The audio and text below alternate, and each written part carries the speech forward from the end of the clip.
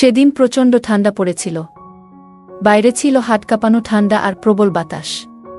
আমার ঘরের জানালা ঠিকমতো বন্ধ হচ্ছিল না, তাই আমার ভাগ্নে এসে বলল, মামি, আমি আজ আপনার ঘরে থাকতে চাই। তার কথা শুনে আমি তাকে আমার বিছানার এক পাশে জায়গা করে দিলাম। রাত গভীর হতে তাপমাত্রা আরও কমতে শুরু করল। হঠাৎ সে বলল, মামি, ঠান্ডায় আর টিকতে পারছি না, আমি আপনার পাশে শোব। আমি কিছু না ভেবে তাকে পাশে জায়গা দিলাম। তারপর মাঝরাতে হঠাৎ সে আমাকে, আমি অর্পিতা। আমি দেখতে অনেক সুন্দর ছিলাম। গায়ের রং ছিল একদমই ফর্সা। নিজের শরীরের অনেক যত্ন নিতাম, তাই আমার তেমন বয়স বোঝা যায় না। আমি সব সময় হালকা পোশাক বা ছোট আকারের পোশাক পরতে অনেক ভালোবাসতাম, যা আমাকে আরও অনেক আকর্ষণীয় করে তুলত। সেদিন আমি শহরের একটি পার্কের পাশে গিয়েছিলাম। পার্কের পার্কিং এলাকায় অনেক ভিড় ছিল। আমি একটু এগিয়ে দেখি, আমার পুরনো বান্ধবী সেখানে দাঁড়িয়ে আছে আর তার ছেলে পাশে বসে রয়েছে। তার চেহারা দেখে মনে হলো হয়তো সে কোনো দুর্ঘটনার শিকার হয়েছে। আমি তৎক্ষণাৎ তাকে গাড়িতে তুললাম এবং হাসপাতালে নিয়ে গেলাম। তার অবস্থা খুব গুরুতর ছিল। হাসপাতালে পৌঁছে তাকে ভর্তি করালাম। ফর্ম পূরণ করার পর যখন আমি তার ছেলের পাশে বসলাম, তখন সে আমার দিকে তাকিয়ে মৃদু হেসে বলল, আপনি আমাদের জন্য যেন একজন দেবদূত হয়ে এসেছেন। ধন্যবাদ। ছেলেটির বয়স 15 হবে, সে হয়তো তখনও আমাকে চিনতে পারেনি। আমি তাকে বললাম, আমি তোমার মায়ের পুরনো বন্ধু। আমার এই কথা শুনে সে একটু স্বস্তি পেল। এরপর আমি তাদের পাশে থেকে যতটা সম্ভব সাহায্য করার চেষ্টা করলাম। সেদিনের সেই মুহূর্ত আমার জীবনে খুবই স্মরণীয় হয়ে থাকবে। এটা আমাকে আরও একবার মনে করিয়ে দিয়েছে জীবন কতটা অনিশ্চিত আর সাহায্যের হাত বাড়িয়ে দেওয়া কতটা জরুরি। আমার নাম ঈশান। আমি সেদিন তোমার সঙ্গেই দেখা করতে যাচ্ছিলাম, কিন্তু পথে একটি মর্মান্তিক ঘটনা ঘটে গেল। আমার বান্ধবীর ছেলে বলল, হাসপাতালে পৌঁছে যখন তোমার মায়ের খবর জানতে চাইলাম, তখন তুমি ভয় আর অশ্রুতে ভেঙে পড়েছিলে। আমাকে জড়িয়ে ধরে তুমি কাঁপা গলায় বলেছিলে, মামি, মা তো ঠিক হয়ে যাবেন, তাই না? ডাক্তাররা তোমাকে ভেতরে নিয়ে গেল কেন? মায়ের কিছু হবে না তো? তার এই প্রশ্নগুলো যেন আমার হৃদয়কে বিদ্ধ করছিল। আমি তার মাথায় হাত রেখে বললাম, চিন্তা করো না, আমরা সবাই তোমার মায়ের পাশে আছি, কিছুই হবে না। আমার কথা শুনে সে একটু শান্ত হল। কিছুক্ষণ পর ডাক্তার বাইরে এলেন এবং আমাকে একান্তে তার কেবিনে ডেকে নিলেন। আমি আশঙ্কার সাথে তার কথা শুনছিলাম। ডাক্তার জানালেন তার মায়ের মাথায় আঘাত লেগেছে আর সেই আঘাতের কারণে তিনি কোমায় চলে গেছেন। তার কথা শুনে আমি স্তব্ধ হয়ে গিয়েছিলাম। ডাক্তার আমাকে জানালেন যে আমার বন্ধু বৈশালীকে পুরোপুরি সুস্থ হতে সময় লাগবে, কয়েকদিন, কয়েক মাস বা এমনকি কয়েক বছরও। তার অবস্থার গুরুত্ব বিবেচনা করে তাকে আইসিইউতে রাখা হয়েছে। ডাক্তারদের কথা শোনার পর আমি বাইরে এসে বৈশালীর ছেলের সঙ্গে কথা বললাম। তাকে বললাম, ডাক্তার বলেছেন তোমার মায়ের চিকিৎসা চলবে আর তাকে কিছুদিন হাসপাতালে থাকতে হবে। আমার কথা শুনে সে উদ্বিগ্ন হয়ে বলল, তাহলে আমি কোথায় থাকব? মা যদি এখানে থাকেন, আমি একা কিভাবে থাকব? আমি তাকে আশ্বস্ত করে বললাম, তুমি চিন্তা করো না, যতদিন তোমার মা সুস্থ না হন তুমি আমার সঙ্গেই থাকবে। তোমার মায়ের জন্য হাসপাতালের সমস্ত দায়িত্ব আমি নেব, কারণ সে আমার খুব কাছের একজন বন্ধু। এরপর আমি জানতে চাইলাম, তোমার বাবার কথা কি ভাবছ? তিনি কোথায় আছেন?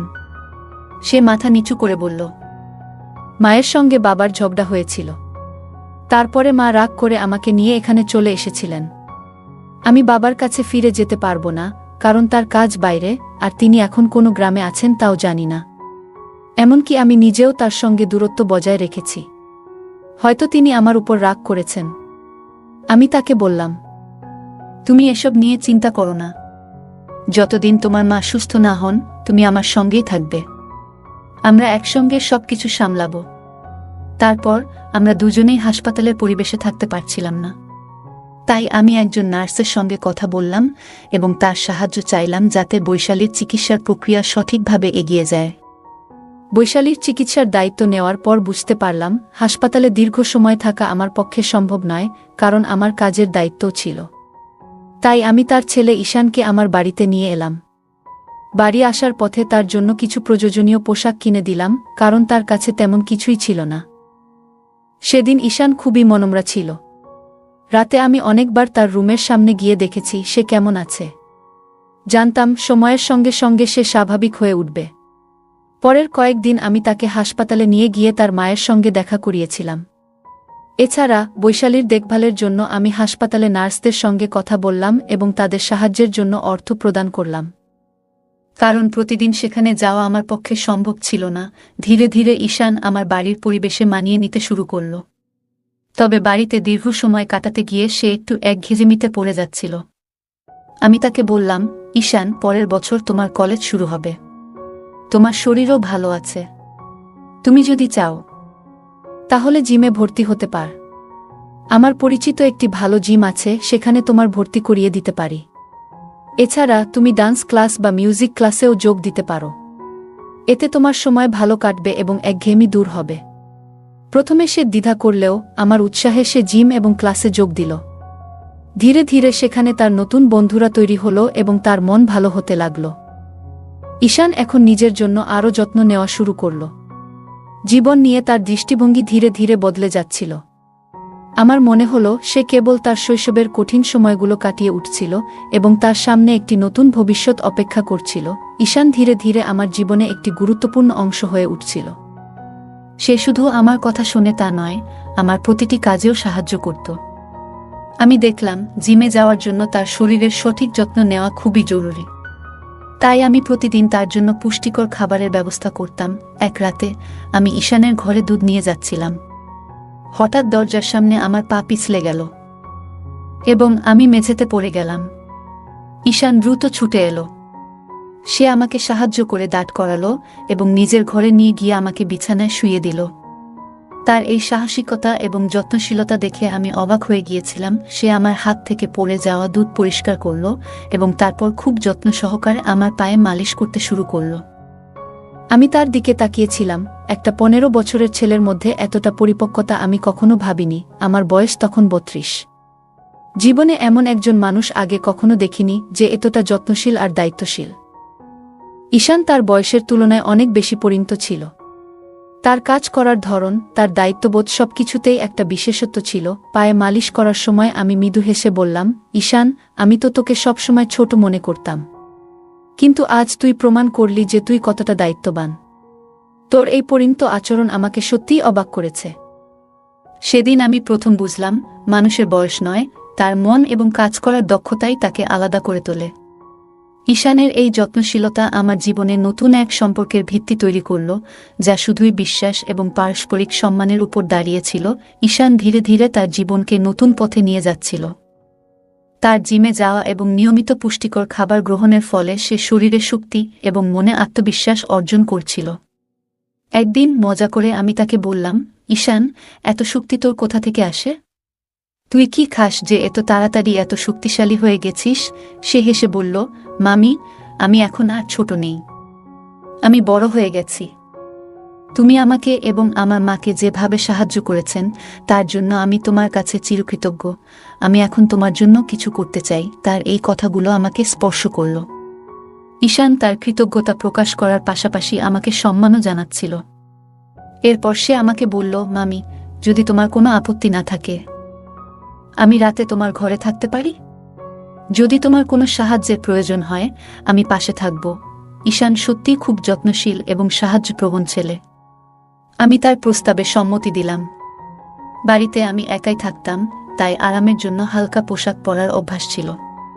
ঈশান বাড়িতে থাকার সময়ও আমি আমার স্বাভাবিক অভ্যাসে কোনো পরিবর্তন আনিনি। রাতে ঈশান মৃদু স্বরে বলল, মামি, আমাদের জিম ক্লাসে অনেক মেয়ে আসে যারা স্টাইলিশ পোশাক পরে, কিন্তু আমি কখনো তাদের নিয়ে তেমন কিছু ভাবিনি, কারণ তারা তোমার থেকে তুলনামূলকভাবে কম সুন্দর মনে হয়। তুমি সত্যিই খুব সুন্দর।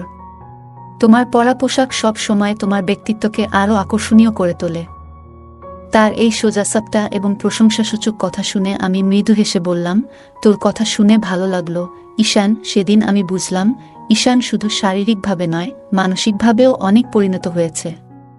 তার এই প্রশংসা এবং কৃতজ্ঞতার অনুভূতি আমাদের সম্পর্ককে আরও গভীর ও বিশ্বাসভিত্তিক করে তুলল। একদিন সন্ধ্যায় ঈশান আমার কাছে এসে বলল, মামি, তুমি আমার জন্য যা করেছ তার জন্য আমি সত্যিই কৃতজ্ঞ। আমি মৃদু হেসে তার মাথায় হাত বুলিয়ে বললাম, তুই এত প্রশংসা করিস না, এখন ঘুমিয়ে পড়। সকালে তোকে ক্লাসে যেতে হবে আর আমাকে অফিসে। ঈশান মিষ্টি হেসে আমাকে জড়িয়ে ধরে বলল, ধন্যবাদ মামি। তার এই আলিঙ্গনে ছিল গভীর কৃতজ্ঞতা।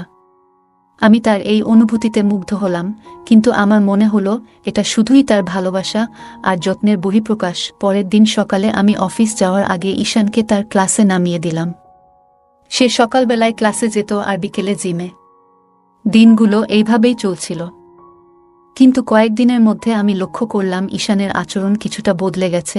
বিকেলে যখন আমি তাকে জিম থেকে আনতে যেতাম, তখন সে তার বন্ধুদের সঙ্গে কথা বলতো, কিন্তু আমাকে দেখার সময় তার চোখে একটু অস্বস্তি লক্ষ্য করতাম। বাড়িতে ফিরেও তাকে কিছুটা উদাসীন ও বিরক্ত মনে হতো। একদিন আমি তাকে জিজ্ঞাসা করলাম, ঈশান, তুই এত চুপচাপ আর বিরক্ত কেন? কিছু হয়েছে?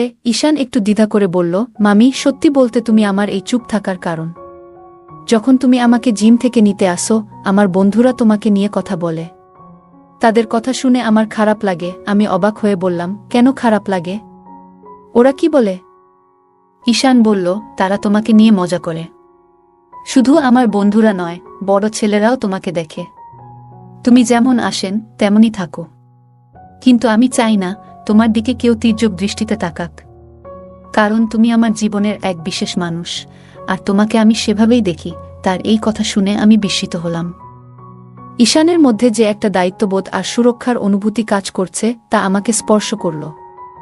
আমি তার কাঁধে হাত রেখে বললাম, তুই চিন্তা করিস না, আমি যেমন আছি তেমনই থাকব। তবে তুই এমন কোনো কিছুতে বেশি মন দিস না যা তোকে অস্বস্তি দেয়া। সেদিন বুঝলাম, ঈশান শুধু বড় হওয়া নয়, মানসিকভাবে অনেক পরিণত হচ্ছে। তার এই যত্নশীলতা আমাকে তার প্রতি আরও মমত্ববোধে পূর্ণ করল। সেদিন সন্ধ্যায় ঈশান আমার কাছে এসে তার চিন্তাগুলো শেয়ার করছিল। তার মুখে একটা গভীর চিন্তার ছাপ ছিল। আমি তাকে জিজ্ঞাসা করলাম, তুই এত চিন্তিত কেন? ঈশান একটু ইতস্তত করে বলল, মামি, আমি আসলে বলতে চেয়েছিলাম যে তুমি শুধু আমার আপন। তার এই কথায় আমি একটু হেসে বললাম, এটা তো জানি, কিন্তু তুই এত সিরিয়াস হচ্ছিস কেন? ঈশান লজ্জায় একটু মাথা নিচু করে বলল, আমি আসলে তোমাকে খুব ভালোবাসি, কিন্তু মামি হিসেবে। তুমি আমাকে আর মাকে এত সাহায্য করেছ, সেটা আমি কখনো ভুলতে পারবো না। সেদিন রাতে সে আবার আমার ঘরে এসে ঘুমানোর বায়না করল। কিন্তু আগের দিন রাতে তার ঘুমানোর সময়কার অস্থিরতা দেখে আমি তাকে তার নিজের ঘরে ঘুমানোর কথা বললাম, তুই নিজের ঘরে ভালো করে ঘুমা, আমি তো পাশের ঘরেই আছি। পরের দিন অফিস থেকে ফিরে আমি ঈশানকে জিম থেকে আনতে গেলাম। আগের দিনের তার কথাগুলো মনে পড়ে গেল। একটু মজা করার জন্য আমি সেদিন একটু ভিন্ন পোশাক পরে গেলাম, যা আগের দিনের পোশাকের চেয়েও একটু ছোট হবে। যখন জিমের বাইরে দাঁড়িয়ে স্কুটির হর্ন বাজাচ্ছিলাম, ঈশান জানালা দিয়ে আমাকে দেখছিল। তার কয়েকজন বন্ধু তখন তার সঙ্গে ছিল। আমি তাকে একটু মজা করার জন্য চমকে দিতে চেয়েছিলাম। কিছুক্ষণ পর ঈশান দৌড়ে এসে আমার পেছনে বসে বলল, মামি, তুমি যা করছো সবই আমার জন্য স্পেশাল, কিন্তু তুমি এমন করে আমাকে আর চমক দিও না। তার এই সরল কথায় আমার মন ভরে গেল। ঈশান ধীরে ধীরে পরিণত হচ্ছিল। তার যত্নশীলতায় আমি প্রতিনিয়ত মুগ্ধ হচ্ছিলাম। এটাই ছিল আমাদের সম্পর্কের গভীর বন্ধন, যেখানে আমরা একে অপরের প্রতি মমতা ও ভালোবাসা দেখাতাম। আমরা তখন বাইকে ছিলাম। আমার মনে হচ্ছিল কিছু একটা অস্বাভাবিক ঘটছে, কিন্তু তেমন গুরুত্ব দেইনি। হঠাৎ সে আরও কাছে এসে আমাকে ধরে বসল। এক হাত রাখল আমার হাঁটুতে আর অন্য হাত কোমরে। আমাদের মধ্যে কোনো দূরত্বই যেন ছিল না, এতটাই ঘনিষ্ঠ হয়ে বসেছিল। সময় গড়িয়ে সন্ধ্যা নামতে শুরু করেছিল। তার এমন আচরণে আমি ভীষণ অস্বস্তি অনুভব করছিলাম। আমি গাড়ি রাস্তার পাশে থামিয়ে তাকে নামতে বললাম। সে নামার পর আমি রাগী গলায় বললাম, তুমি এটা কি করছো? তুমি কি জানো তুমি কিভাবে আমাকে স্পর্শ করছো? সে হেসে বলল, তুমি যদি আমাকে চমকে দিতে পারো, আমি কি একটু মজা করতে পারি না? আমি তো আগেই বলেছিলাম যে জিমে এমন ছোট পোশাক পরে আসো না, কিন্তু তুমি ইচ্ছে করেই আমার সামনে আরও ছোট পোশাক পরে এসেছিলে, তাই আমিও মজা করলাম। আমি হতবাক হয়ে গেলাম। ঈশান কেন এমন করল তা বুঝে উঠতে পারছিলাম না। হয়তো সে আমাকে নিয়ে উদ্বিগ্ন ছিল। জিমের অন্য ছেলেরা আমাকে দেখছে বলে তার এই আচরণ। আমি শান্তভাবে বললাম, ঠিক আছে, মাফ করে দিলাম। তবে এরপর যদি তুমি ভালোভাবে বসো, তাহলে আমি তোমাকে বাড়ি পৌঁছে দেব। ঈশান তখন ক্ষমা চেয়ে আমার সঙ্গে বাড়ি যাওয়ার জন্য রাজি হয়ে গেল। বাড়ি ফেরার পথে তার আচরণ স্বাভাবিক ছিল, ঈশানের আচরণ কিছুদিন ধরে একটু বদলে গিয়েছিল। সে আগে আমার প্রতি খুবই সম্মান দেখাতো, তবে হঠাৎ করেই তার চোখে একটা অদ্ভুত পরিবর্তন আমি টের পেয়েছিলাম। মাঝে মাঝে আমি যখন আমার ঘরে কাজ করছিলাম বা তৈরি হচ্ছিলাম, তখন ঈশান কোনো কারণ ছাড়াই ঘরের আশেপাশে ঘুরে বেড়াত। একদিন রাতে আমি যখন নিজের রুমে তৈরি হচ্ছিলাম, তখন হঠাৎ দরজার দিকে চোখ পড়ল। দেখি ঈশান দরজার পাশ থেকে আমাকে দেখছে। আমি সঙ্গে সঙ্গে জিজ্ঞাসা করলাম, তুমি কি করছো এখানে? তুমি কি আমাকে লুকিয়ে দেখছ? সে হেসে বলল, না না, এমন কিছু নয়। মাঝে মাঝে তোমাকে দেখি, এটাতে দোষ কোথায়? এরপর সে বলল, আমি ছোটবেলায় দেখতাম বাবা যখন মায়ের কাছে আসতেন, তখন তাকে ভালোবাসার স্পর্শ দিয়ে চমকে দিতেন। বাবা মায়ের চুলে হাত বুলিয়ে আদর করতেন, এবং সেটা তাদের ভালোবাসার প্রকাশ ছিল। এইসব বলতে বলতে ঈশান আচমকা আমার কাছে এগিয়ে এলো এবং আমার হাত ধরে বলল, তোমার চুল খুব সুন্দর। বাবা মায়ের মতো সম্পর্ক সবাই চায়, তাই না? তার চোখে যেন কিছু অদ্ভুত ভাব ফুটে উঠছিল। আমি চুপচাপ দাঁড়িয়েছিলাম এবং তাকে বললাম, তোমার মাথায় ঠিক কি চলছে? এসব কথা এখনই বন্ধ করো। আমি একটু কড়া সুরে বলার পর ঈশান লজ্জিত মুখে সরে গেল এবং বলল, মাফ করো, আমি হয়তো ভুল করেছি। ঈশান আমার হাত ধরে বলল, মামি, তুমি জানো মা বাবার ভালোবাসা দেখে বড় হয়েছি। এখন মা এতদিন অসুস্থ থাকায় আমি সেই মুহূর্তগুলো আর দেখতে পাই না। আমি তাকে বুঝিয়ে বললাম, তোমার মা ঠিক হয়ে যাবে, সবকিছু আবার আগের মতো হয়ে উঠবে, তুমি ধৈর্য রাখো। পরের দিন রাতে ঈশান এসে বলল, মামি, আজ রাতে খুব ঠান্ডা পড়ছে। আমার ঘরের জানালা ঠিকমতো বন্ধ হচ্ছে না, এমন হলে আমি অসুস্থ হয়ে যাব। আজ রাতে তোমার রুমে থাকতে দাও না। আমি তাকে বললাম, তোমার ঘরের জানালাটা দেখে ঠিক করে দিই, কিন্তু সে আমাকে দেখতেও দিল না। সে জোর করে বলল, আমি তোমার রুমেই ঘুমাবো। ঠান্ডায় কাঁপতে কাঁপতে সে আমার পাশে এসে শুয়ে পড়ল। আমি কিছু বলার আগেই দেখলাম সে আমার কম্বলের ভেতরে ঢুকে গেছে। কম্বলের নিচে তার হাত আমার দিকে এগিয়ে এলো। সে ফিসফিসিয়ে বলল, মামি, তুমি জানো তুমি কত সুন্দর, কিন্তু তোমার জীবনে একটাই অভাব, সেটা হলো সঙ্গ। তুমি এমন একজন মেয়ে যার জীবন একা থাকা উচিত নয়। আমি শান্তভাবে তাকে বললাম, তুমি এখন শুয়ে থাকো, আমি সবকিছু ঠিক রাখব, তবে তোমার এই চিন্তাভাবনা বন্ধ করো। ঈশান হঠাৎ করে আমার দিকে এগিয়ে এসে বলল, তোমার সৌন্দর্য আমাকে মুগ্ধ করে, আমি আর দূরে থাকতে পারছি না। আজ থেকে তোমার যত্ন নেওয়ার দায়িত্ব আমার। তার আচরণে আমি অবাক হয়ে গেলাম।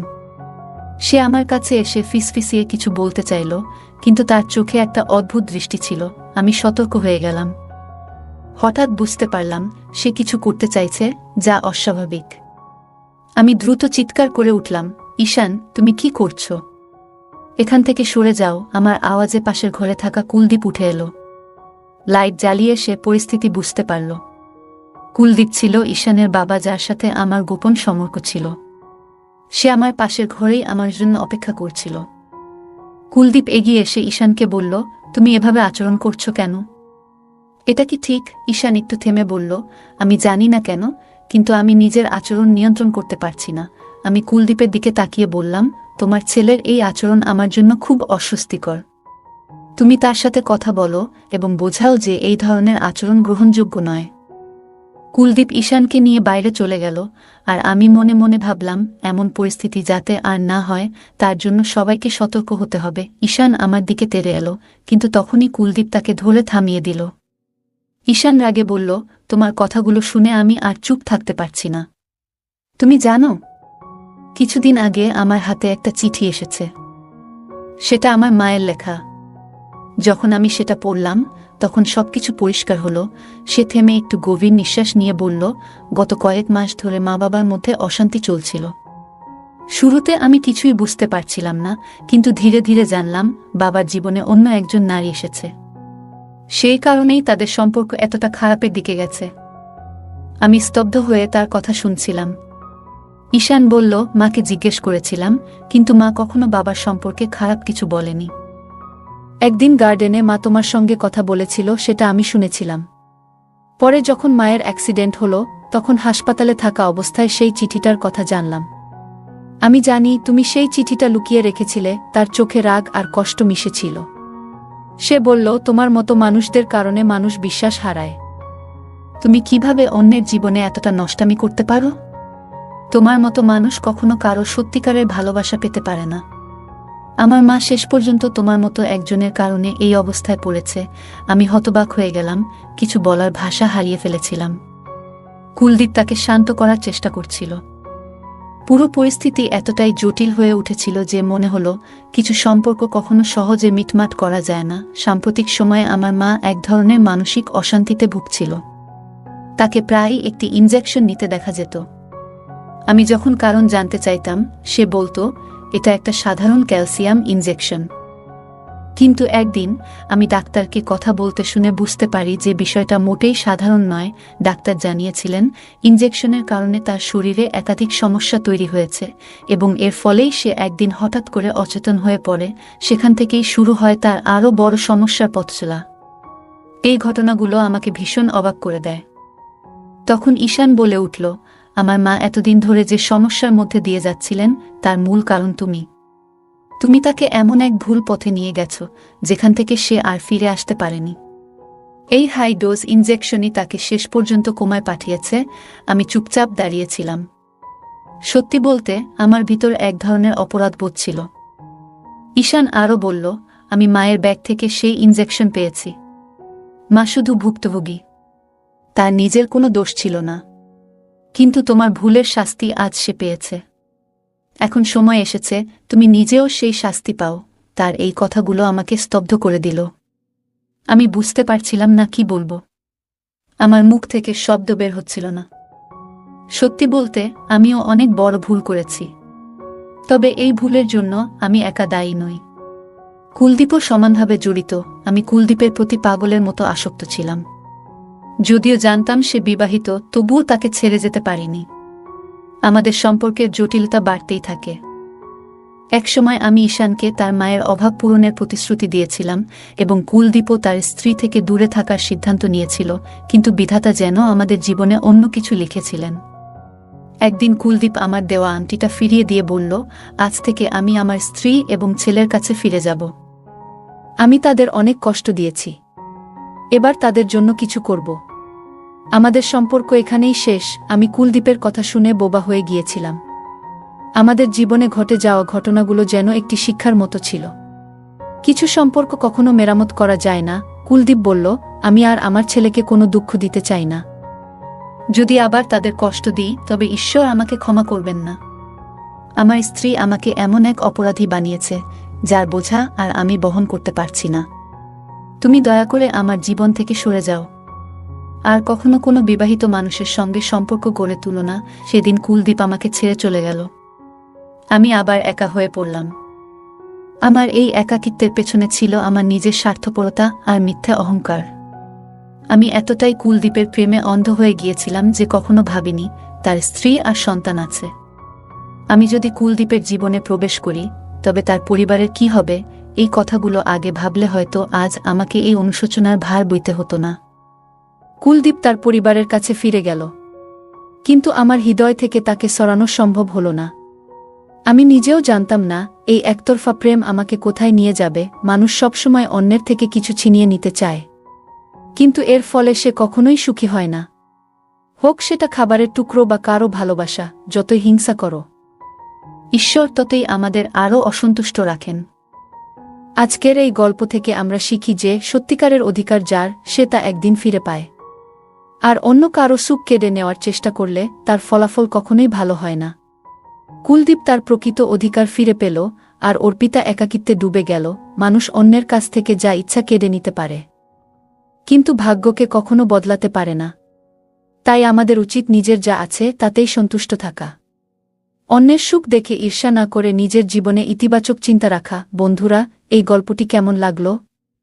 যদি ভালো লেগে থাকে তাহলে ভিডিওটি লাইক করুন এবং আমাদের চ্যানেলটি সাবস্ক্রাইব করুন। সাথেই থাকুন নতুন গল্পের জন্য। আর নোটিফিকেশন পেতে বেল আইকনটি চাপুন। ধন্যবাদ।